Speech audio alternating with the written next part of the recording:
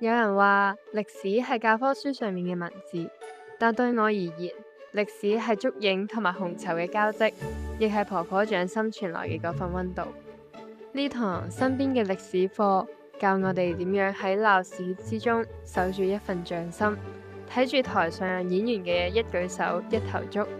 我明白到非遺唔係古董，而係一種仲有溫度嘅生活方式。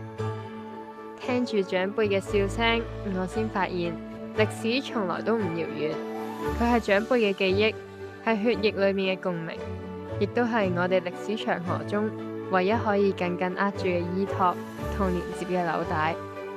轉身返到現代都市，加上每一個人都低頭睇住手機，喺繁華嘅西九龍，呢一座古老嘅戲棚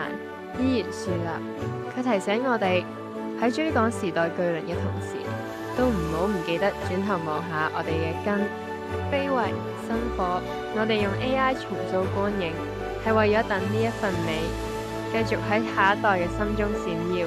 歷史其實一直就喺我哋身邊。